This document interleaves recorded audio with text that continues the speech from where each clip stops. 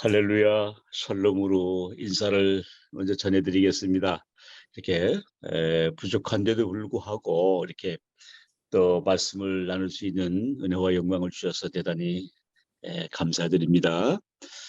제가 또 공교롭게도 어제 백내장 수술을 지금 하고 있는 중이라 어제는 오른쪽, 오늘은 이제 왼쪽 수술하게 되는데 안대를 붙이고 나니까 너무나 보기가 좀 민망스러워서 일단 안대를 좀 띄었습니다만 초점이 잘 안 맞아요. 근데 오늘 말씀을 증거할 수 있는 은혜 주셔서 감사드리고요. 오늘 찬양 굉장히 은혜롭습니다. 아주 감사드립니다. 또 우리 아, 김만조 선교사님과 지난번에 만나서 또 귀한 말씀도 많이 잘 나눠서 대단히 감사드리고요. 또 문명근 목사님도 또 한 번 오셔서 또 귀한 말씀 나누셔서 감사드립니다. 오늘 말씀은 지난번에 이어서 문화선교에 대한 좀 더 가까운 이해를 좀 돕고 또 문화선교에 대한 실제 사례를 중심으로 말씀을 이렇게 좀 나누고자 이렇게 합니다. 지난 시간에는 그 선교란 정의를 제가 내려드렸는데 한번 기억나시겠죠? 이 선교라는 거는 15글자로 제가 정의를 말씀을 드렸는데 선교는 전도를 중심 사역으로 한 포괄적 사역이다. 이렇게 말씀드렸습니다. 그러니까 전도를 중심 사역으로 하는 하나님 나라 확장에 필요한 모든 포괄적인 사역을 정의를 내려드렸죠. 이 선교는 이 다양한 문화 속에서 우리 많은 선교사님들께서 수많은 나라의 수많은 문화 속에 수많은 또 영역 속에 계시어서 그리스도의 복음을 증거하면서 영원한 생명을 풍성히 나눌 수 있는 그러한 역사를 이루고 있는데요.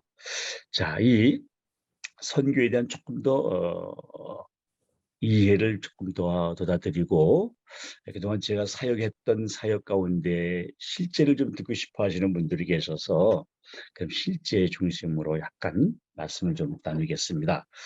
자, 이 하나님의 계시인 이 성경적 진리라고 하는 것은 인간의 역사와 인간의 문화 속에 주어졌습니다. 우리 인간의 구체적인 삶의 상황 속에 주어진 것이죠. 그렇기 때문에 이 성경적 진리를 해석하고 또 전달하려고 하는 사람은 당시의 그 역사와 문화를 이해해야 합니다.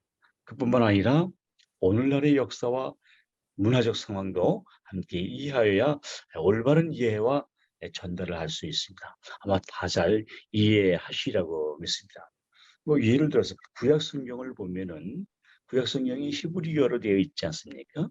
그럼 히브리어로 되어 있는 건 히브리어 문화 속에 히브리어의 문화와 히브리어의 그 히브리 역사와 문화적 상황 속에 말씀이 전달되었죠.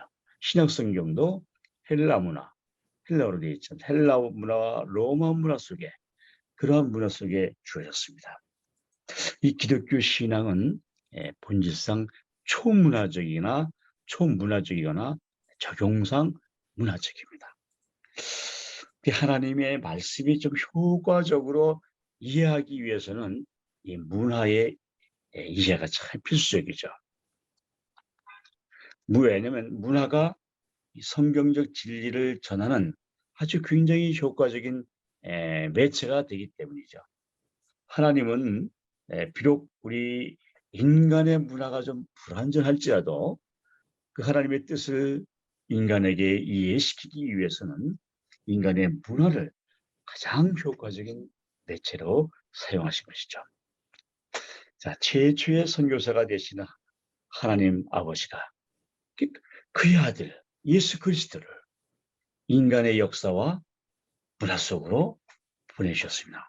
오늘 본문 요한복음 1장 14절 말씀을 봉독해 주셨습니다만, 즉 성육신, 인카네이션, 이것은 인간에게 구원의 메시지를 전달하시고자 하시는 하나님의 강력한 의지의 표현이기도 하고 방법이기도 한 것이죠. 그래서 이 문화는 사실 우리가 이 문화에 대한 그 원리를 잘 이해하여야만 선교적 역사를 할 수가 있습니다. 자, 그리고 두 번째로 문화의 그 선교적 이해를 이 찰스 크라프트가 한 이야기를 좀 들려드리도록 하겠습니다. 찰스 크라프트가 하나님께서 인간의 문화에 대해서 크게 이제 네 가지 입장을 취하고 있다고 보았는데, 여기서 이 교차 문화적인 선교의 관점에서 이 찰스 크라프트가 한 네 가지 입장을 한번 살펴보겠습니다. 첫째는 문화에 대한 하나님의 입장입니다. 즉 God against culture입니다. God against culture. 이것은 이 문화를 세상과 동일시하는 좀 급진적인 경향을 보이면서 이 세상은 악한 자의 통치 속에 있다. 그렇기 때문에 이 세상을 사랑하는 것에 대해서 반대한다. 이런 입장입니다. 반대한다. 요한일서 2장 15절 16절을 보시게 되면 너희는 세상을 사랑하지 말라. 이런 얘기죠. 이 세상은 바로 악한 영들의 악한 통치자의 속에 있다. 그래서 우리는 문화는 세상이다. 이게 문화 이끌어 세상. 이게 세상을 사랑하지 말라. 문화를 사랑하지 말라는 얘기로 규정이 되죠. 그래서 문화의 본질은 악한 것이기 때문에 가능한 한 거룩한 삶을 살기 위해서는 이 문화로부터 도피를 해야 된다. 세상을 저주해야 한다. 이게 그리스도인들이 좀 성결한 삶을 유지하기 위해서는 어떻게 가능한 한 이 세상으로부터 자신들을 분리하면서 살아야 한다라는 입장입니다. 또 어떤 이들은 하나님이 공산주의라든가 사회주의라든가 자본주의 또는 민족주의 또는 뭐 이 종교 운동과 같은 사회, 정치, 경제, 문화적 체계 속에서는 하나님은 일하시지 않는다. 이렇게 보는 경향도 있습니다. 이러한 경우는 모든 문화를 세상과 동일시하는 결과라고 볼 수가 있습니다. 자, 이러한 입장은 어떻게 보십니까? 현대의 교차 문화적 차원에서 이렇게 바람직하다고 볼 수 없겠죠. 그래서 첫 번째, 문화에 대항하는, 어게인스트하는 그런 하나님의 입장이다라고 얘기하는 부분이죠. God against culture, 문화에 대한 하나님의 입장을 표명했는데, 두 번째로는 문화 속의 하나님의 입장, 문화 속. 그러니까 God in culture. 이건 리버도 얘기했는데, 리버는 어떻게 표현했냐면 문화의 하나님, God of culture라고 표현을 했는데, 이 크라프트는 문화 속의 하나님이라고 표현했습니다. 문화 속의 하나님.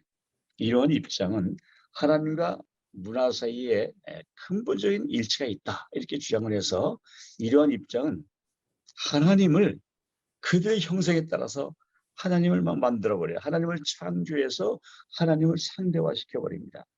즉 인간이 하나님의 인간의 문화가 요구하는 대로 막 만들어지는 거예요. 이것은 바로 하나님의 초월성을 부인을 합니다. 그리스도의 신성을 부인하는 결과를 가져라. 인성이 가깝죠. 하나님의 초월성과 내성을 함께 가지고 계신 속성을 부인하게 되는 아주 현대 선교에 있어서 매우 위험한 입장이죠. 예수님 신성과 인성을 함께 가지고 있는 예수 그리스도의 이것을 부인하는 거죠. 아주 초월성을 부인하는, 신성을 부인하는 입장. 이건 신학적으로 많은 문제를 이야기하게 되죠. 그래서 크라프트는 이러한 입장이 하나님을 어떤 특정한 문화 속에만 딱 계신 하나님으로 가두고 있다. 이렇게 주장을 합니다. 그러나 복음은 어느 특정한 문화 속에 갇혀 있을 수 없는 것이죠. 뭐 아프리카 문화만, 아시아 문화만, 유럽 문화만 이렇게 갇혀 있는 게 아니죠. 오늘날 서구 교회는 이 서구 문화라고 하는 형태를 너무 강조한 나머지 이 복음과 서구 문화를 동일시하는 선교사들의 오해가 많이 있었죠. 그래서 그런 말미암아 그동안 잘못된 선교를 수행하고 있다라고 스스로 비판을 하고 있습니다. 서구 문화가 기독교 문화다 이렇게 이제 오해를 한 거죠. 이걸 많이 반성을 하고 있죠. 하나님은 이스라엘만의 하나님이 아니라 온 우주의 하나님으로서 유대주의를 벗어나야만 하는 거죠. 그래서 사도 바울은 하나님은 유대인과 이방인 모두의 하나님이 되시다라고 선포했죠. 로마서 3장에 보시게 되면. 자, 셋째로, 자, 이것도 이제 두 번째로 말씀드린 건 가린 컬처. 첫 번째는 뭐였습니까? 하나님에 대한, 문화에 대한 하나님의 입장에서 God against culture. 두 번째로는 문화 속의 하나님의 입장에서 God in culture였죠. 자, 세 번째는 문화 위의 하나님의 입장입니다. God above 입장, above culture, God above culture. 자, 이 찰스 크라프트는 그에 져서 크리스천리티 인 컬처에서 이러한 입장은 이신론과 또는 서구 문화 속에 있는 보편적인 사고라고 이렇게 보면서 주로 아프리카 문화 속에서 이런 것들이 많이 지배적이라는 걸 많이 발견하고 하는 그런 견해를 보고 있는데 하나님은 문화 위에 있다 계세요.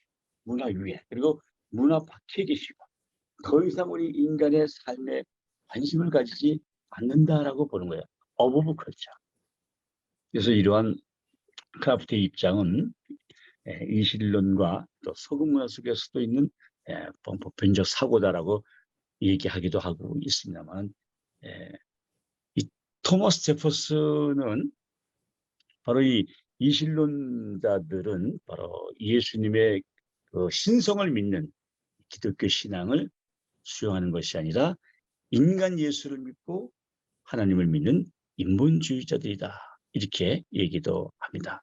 아무튼 이들은 하나님을 비인격화시킵니다. 그리고 신자들이 교회나 기도나 예배와 같은 그런 기관들과 그런 의식에 참여하는 것을 의미 없는 것으로 보고 해로운 신화로 여깁니다.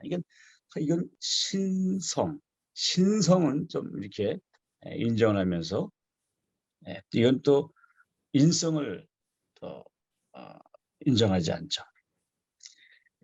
아무튼 이런 세 가지의 부류를 얘기를 말씀을 드리는데 이건 조금 합리적이지 않고 좀 불합리하죠. 자, 이제 제가 말씀드리고 싶은 것은 네 번째입니다. 네 번째 문화는 뭐냐? 네 번째는 문화 위에 그러나 문화를 통한 하나님의 입장인 것입니다. God above, but through culture. 하나님은 어떻게 문화 위에 그러나 문화를 통한 하나님의 입장을 우리가 살펴봐야 되겠습니다. 하나님은 문화 위에 계시지만 그 문화를 인간과의 교제를 위한 도구로 사용하신다는 견해입니다. 즉 하나님을 초월자와 또 절대자이신 대신 하나님으로서 문화 위에 계신 하나님으로 이해를 합니다.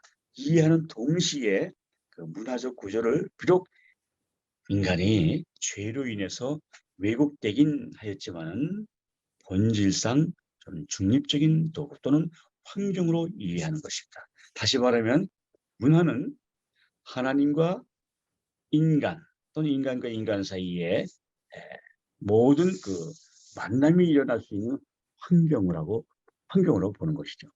그래서 모든 인간적 이해와 성숙이 일어날 수 있는 환경으로 보고 사람들이 또 가고자 하는 곳에 이르도록 여러 가지 고안된 여러 형태로 구성된 일종의 도로지도 로드맵이다 이렇게 보는 거죠. 그러니까 이 상황을 잘 이해하시게 되면은 왜 문화 선교를 해야 되는지, 문화 선교를 얼마나 이렇게 중요한지 이걸 조금 인식하게 될 수가 있다고 봅니다. 최은수로 교수는 신학진함에서 선교와 문화라는 그 책에서 이런 얘기를 합니다. 인간이 문화적 형태, 폼, 또 양태들, 패턴이라든지 과정들, 프로세스 이로부터 사용되는 것은 죄의 영향을 받는다고 본다. 그러므로 문화의 그 어느 부분도 순수한 동기로 인간에 의해 쓰여지지 않을 수 없다. 인간에 의해 쓰여지지 않을 수 있다. 그러나 인간은 구원받을 수 있고, 그리고 구원받는 인간은 문화적 형태들, 양태들, 그리고 과정들을 하나님 나라를 위해 다르게 사용할 수 있다. 이렇게 표현도 합니다. 그러니까 많은 인간들이 여러 가지 문화적 형태, 양태, 그 과정들이 오지만 이거를 이후에 주의 영향을 받을 수가 있습니다. 그래서 이것이 순수한 동기로 인간에 의해 쓰여지지 않을 수도 있지만 그럼에도 불구하고 인간은 하나님 나라를 위해서 다르게 사용할 수 있어요. 그래서 인간은 구원받을 수 있고 또 구원받은 우리 인간은 이러한 문화적인 여러 가지 형태, 또 여러 가지 패턴이라든지 프로세스라든지 이런 과정들을 하나님 나라를 위해서 또 다르게 사용할 수 있다는 얘기죠. 더구나 인간이 변하기 때문에 문화적인 형태들과 가정들도 또 언제나 또 변화를 겪고 있다라고 이렇게 첨부를 하고 있습니다. 즉 하나님과의 관계의 이 결과로 인해서 그러한 변화가 일어나는 것을 볼 때 하나님은 문화를 변화시킨다고 보는 것이죠. 좀 결론적으로 말씀드리면은 하나님은 전적으로 문화 밖에 계시고 우리 인간은 문화 속에 있지만은 하나님은 인간을 담고 있는 이 문화적인 환경을 그의 인간과의 만남의 장소로 선택을 하십니다.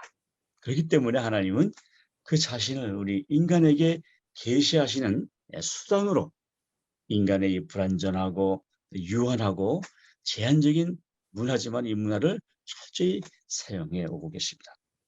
그래서 구약에는 히브리 문화를 통해서 신약에는 또 헬라어 또 로마 문화를 통해서 헬라 문화를 통해서 우리에게 나타나시는 거죠. 자, 하나님은 문화 위에 계시지만은 인간의 만남을 통해서 문화를 기꺼이 사용하셨다는 사실을 기억해 주시고, 그러므로 이 교차 문화적인 선교사님들은 우리 인간으로 하여금 죄로부터 구원을 얻게 하는 이 성경적인 진리를 의미 있게 전달하기 위해서는 우리 인간의 다양한 문화를 도구로 사용할 수 있다는 것이죠. 제가 지난번에 선교를 어떻게 말씀을 드렸냐면은 선교라고 하는 것은 주님의 백성들이 예수 그리스도의 복음을 선포하는 이 복음 전도, 전도는 도를 전하는 것, 그리스도의 복음을 전하는 것, 이 복음 전도의 중심적인 사역, 변할 수 없는 사역, 천사가 올지라도 변할 수 없는 이 진리의 말씀, 이 복음 전도의 이 중심적 사역과 더불어서 세상에서 빛과 소금으로서 사역으로서 이 사회를 세상을 변화시키는 그러한 활동들 통해서 하나님 나라가 확장되게 하는 이 포괄적인 사역을 의미하는 것이라고 말씀을 드렸어요. 그래서 이 선교는 전도보다도 더 포괄적인 개념이고 복음 전도는 이 선교의 핵심 요소죠. 그래서 이 포괄적인 사역은 바로 문화와 연결해서 말씀을 드렸습니다. 그렇죠? 자, 그래서 오늘은 이러한 중심적 전도의 사역과 더불어서 이 포괄적인 사역의 일부, 포괄적 사역을 조금 이제 시간이 되는데 조금 말씀을 드릴게요. 자, 제가 스포츠 선교를 한 30여 년간 쭉 해왔는데 여러분 스포츠 선교가 얼마나 또 유용한지 모릅니다. 여러분 주변에도 스포츠를 좋아하시는 분들 많이 계시죠? 목사님들도 한국에 많은 분들이 스포츠, 축구를 특히 많이 좋아합니다. 한국에서 올림픽 선교를 하고 또 월드컵 선교를 하고 그렇게 했죠. 자, 이 스포츠 선교를 좀 더 소개시켜 드리면은 예전에 이 스포츠 선교가 80년대에 들어와서 1980년대에 들어와서 굉장히 활발하게 전개되었는데 핵심적인 것만 좀 말씀드리면 여기에 네 가지의 스포츠 선교의 전략이 있습니다. 그 첫 번째는 체육인 선교예요. 체육인들에게 복음을 전하면서 사람을 선교하는 것, 체육인들, 스포츠맨들, 뭐 국가대표 선수를 선교한다든가. 그래서 태릉 선수에 가면은 샬롬 교회가 있고 거기에는 크리스찬 대표 선수들이 굉장히 많이 모였습니다. 크리스찬 선수들을 양육하기도 하고 국가대표 선수들을 복음 전하기도 하죠. 하여튼 체육인들을 선교하는 것. 두 번째는 지금 체육인을 통해서 또 국내외적으로 선교하는 거죠. 그 체육인들 제자화해서 또 체육인들을 선교하는 거죠. 그것이 국내외적으로 체육인들 통한 국내외 선교하는 게 두 번째 전략이에요. 세 번째로는 체육 목회, 스포츠 미니스트리를 개발하고 교회가 성장하는 것이죠. 이 체육 목회를 잘 개발하면은 교회 성령에 굉장히 도움이 됩니다. 조금 그 사례를 하나 좀 말씀을 드리겠습니다. 하나 더 드리고 네 번째로는 국제적인 스포츠 대회를 통해서 선교를 하고 국제적인 선교 단체와 협력 선교를 하는 것입니다. 국제적인 스포츠 대회가 얼마나 많이 있습니까? 2년마다 있고 4년마다 있고 올림픽 대회, 월드컵 대회, 아시안컵 대회, 유니버시아드 대회, 국제적인 여러 가지 그 스포츠 대회를 통해서 선교 전도물 제작을 통해 가지고 또 체육인 국제적인 우리 스포츠 미니스터를 통해 가지고 또 국제적인 그 선교 단체들이 있습니다. 국제 스포츠 선교라든가 한국 스포츠 선교라든가 세계 스포츠 선교라든가 이 선교 단체와 협력 선교를 하는 겁니다. 이 체육 목회 개발 이제 이걸 사례를 말씀 하나 드리면 89년도쯤 됐는데 어느 한 교회에서 서울에 이제 제가 다니는 교회가 이제 광성교회인데 그 교회에서 가까운 인근의 어느 남서울 중학교가 있습니다. 중학교가 하나 있는데 그 중학교에 축구부를 하나 탄생시켜주는 겁니다. 운영시키는 거예요. 그 코치는 교회에서 좀 훌륭한 스포츠 미니스터리를 파송을 합니다. 파송을 하고 거기에 대한 페이, 봉급은 교회가 또 지원을 해주고요. 그 선교사님이 이제 가서 그 학생들에게 공고를 하죠. 축구단을 창립하는데 학생들을 모집을 합니다. 그 모집을 하면 뭐 한 50명씩 막 이상 모여들어요. 그럼 그 학생들 테스트를 해서 뭐 달리기 테스트, 왕복 테스트, 뭐 여러 가지 테스트해서 25명을 뽑아서 축구단을 조직을 했어요. 그 조직한 축구단을 가지고 양육을 하는데 뭐 축구 선수들은 또 이렇게 합수 훈련도 많이 하지 않습니까? 그렇게 하면서 서서히 이제 그리스도의 사랑과 정신으로 양육을 해요. 그들이 처음에는 뭐 실력이 없죠. 전국 대회 하면은 막 꼴찌도 하고, 처음에 32등, 그다음에 뭐 8강에도 들어가고, 4강에도 들어가고, 나중에는 우승도 했습니다. 여기서 이제 아이들을 제자 양육도 하죠.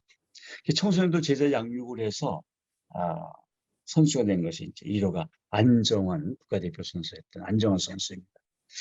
많은 선수들이 국가대표 선수들도 우리가 그 이후에도 스포츠 선교회에서 많이 이렇게 영적으로 또 선교적으로 지원도 하고 협력을 했습니다만은 교회에서 한 교회에서 지역 교회에 지역 학교에 체육부를 하나 축구부라든가 여러 가지 종목별로 세워주면서 거기에 지원해주면서 그 선수들을 크리스천시키는 거죠.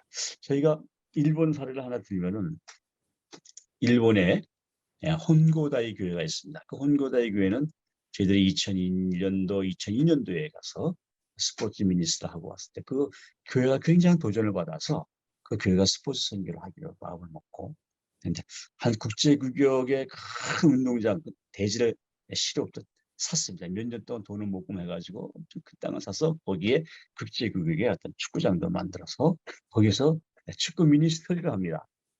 어린아이들 방과 후에 축구 교실을 만들고 거기에 부모님들 같이 쫓아오고 그거를 그 학생들을 아르헨티나의 어느 국가대표 선수가 스포츠 선교사가 돼서 거기에 와서 학생들을 가르칩니다.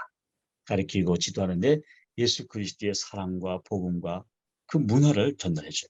그 얼마 지나니까 한 3, 40명씩 학생들이 세례를 받고 신자가 됩니다. 거기서 막 수렵 선수, 프로 선수, 국가대표 선수들이 나옵니다. 상당히 오랫동안에 좋은 스포츠 선교의 사례를 나타냈는데 굉장히 훌륭하죠. 그 외에도 국제적인 선교단체와 협력을 하는 것은 우리가 전 세계의 스타들, 스포츠 축구의 아주 프로 선수들을 간증집을 만들어요. 거기 이제 또 MSAP라고 그 전문적으로 그걸 만드는 또 국제선교사 팀들이 있어서 전 세계 다니면서 국제적인 스포츠 유명한 축구 프로 선수들을 탐방을 해서 간증집을 만들어 가지고 CD를 구워 가지고 월드컵 대회 때는 그걸 다 뿌려요. 몇십만 장을 뿌려서 복음을 전합니다. 선수단한테 뿌리고 또 임원단한테 뿌리고 또 공공기관한테 뿌리고 그래서 그런 국제 대회 때 선교라는 역사가 있습니다. 그 외에도 여러분 이제 미술 선교 같은 것도 보면요. 유럽 같은 데 어느 선교사분은 교회를 찾아가서 교회랑 이제 이렇게 섭외를 해서 내가 전시회를 열어주겠다. 그 교회에 전시회를 열어줘요. 그냥 몇 날 며칠 준비해서 전시회를 열고 그 지역 주민들을 다 초청을 합니다.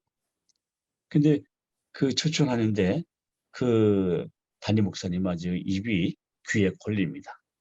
교회가 설립한 이래 이렇게 많은 지역 주민들이 온 적이 없어요. 얼마나 많은 지역 주민들이 다 와서 그 그림을 보면서 감상도 하고. 근데 선교사님은 미술 선교사님은 그 전시를 통해서 한 명이라도 구원받기를 원하는 그런 간절한 마음과 소망을 가지고 전시회를 합니다. 많은 분들이 오면서 그 전시회를 보고 회심도 하고 교회 등록도 하고 교회 문도 아주 낮춰지고 문화를 통해서 복음도 전해지죠. 이렇게 음악 선교하는 거는 여러 가지 비일비재하게 많죠. 여러분 잘 아시는데요. 자, 여러분 한번 보시다시피 이 스포츠나 음악이나 미술이나 이 모든 게 한국에 사실 한국의 선교사님들이 전해주셨어요. 우리나라가 근대 스포츠가 처음 소개된 것은 1894년도 조선시대 말이야 갑오 경장을 전후로 해서 우리 한국에 들어온 선교사님들에 의해서 전해졌죠. 그래서 1884년 이후에 많은 선교사님들이 선교의 목적으로 우리나라에 들어왔죠. 들어오면서 현대 교육도 들어오고 스포츠도 들어오고 교육 선교도 마찬가지로 1885년 8월에 미국 북감리교 선교사 아펜셀러가 배지학당을 만들어서 선교사들 지도 아래 복음이 전해졌죠. 이때 근대 스포츠를 특별 과외 활동이나 특별 활동을 해가지고 활성화시켰어요. 그래서 여기서 과외 활동으로 연설회, 토론회 같은 집회도 하면서 야구, 축구, 정구, 농구와 같은 서양식 운동 경기를 시작을 한 것이죠. 이를 계기로 해서 같은 해에 언더우드가 설립한 또 경신학교에서도 영어, 한문, 한글, 성경, 정규 과목 외에 오늘날 체육회, 체육의 유희 개념에 해당하는 오락 같은 것들을 오후 시간에 배정을 해서 합니다. 그리고 1891년에는 이 교육 과목이 개편되면서 체조가 교육 과정의 한 부분으로 편성돼 가지고 매일 1교시 30분을 체조 시간으로 할당을 하게 됩니다. 아무튼 1896년도에는 제1회 아테네 올림픽이 열렸었을 때 우리나라에서 최초의 운동회가 열렸습니다. 영어학교 교사 겸 선교사인 영국인 허치슨의 지도 아래 열렸습니다. 이어서 1897년도 6월에도 바로 이 허치슨이 동대문 운동장 자리, 옛날 동대문 운동 자리인 그 훈련회에서 오늘날 육상경기대회와 영어학교 대운동회를 개최하게 되죠. 그래서 그는 이 체육계뿐만 아니라 교육계로서의 공로자로 인정돼 가지고 1897년 5월에는 고종으로부터 종이품 금장을 특별히 하사받기도 합니다. 그리고 1903년 발족한 기독교 청년회, 현재 YMCA죠.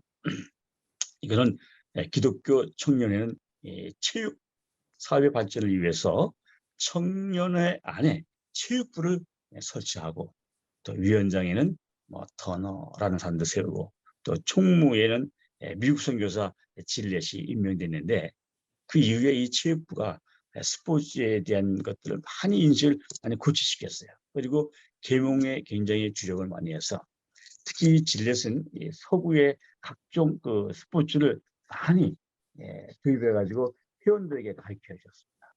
그래서 1905년도에는 이 질렛에 의해 가지고 야구가 도입되기도 한 것이죠.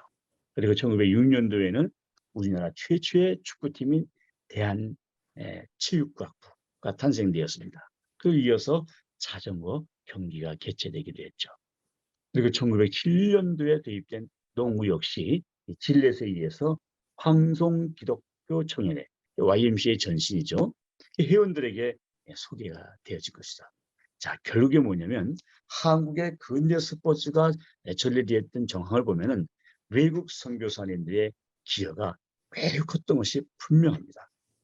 그래서 제가 볼 때는 우리 한국 교회가 급성장을 한 그 뒷배경, 이거는 바로 문화선교에 대한 바른 역사를 우리 초기 선교사님들이, 한국의 복음을 전파했던 선교사님들이 교육, 여러분 보십시오. 교육 사역만 한 것이 아니라 중심 사역에 뭐가 있습니까? 복음을 전하는 전도, 복음 전도가 중심 사역이 돼서 교육 선교, 스포츠 선교, 미술 선교, 음악 선교, 이런 포괄적인 문학 선교 사역을 했던 겁니다.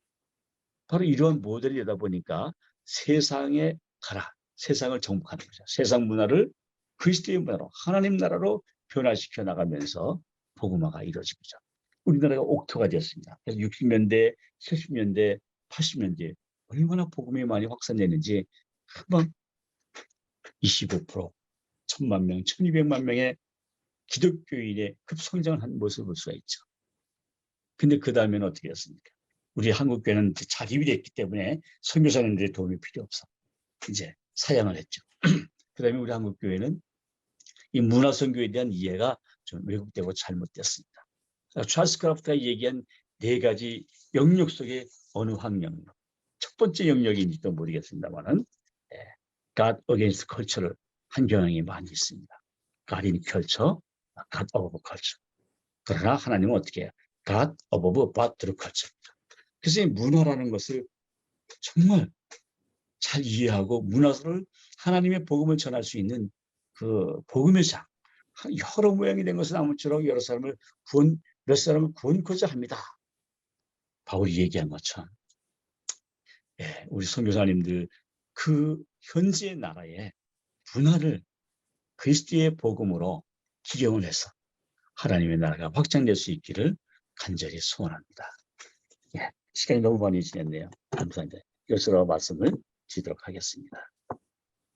고마우신 아버지 하나님, 주님께서 우리가 세상에 속하지 말고 세상으로 가라, 또 정복하고 복음을 전하면서 하나님 나라를 세워 나가라고 하는 이 선교적 대의명분을 저희들에게 주셨습니다. 하나님께서도 이 땅에 인카네이션 하셔서 이 세상에 오셨습니다. 하나님, 우리 선교사님들이 척박한 세상 속에 들어가셔서 하나님의 나라의 복음을 전하면서 하나님 나라를 세워나가고 있는데,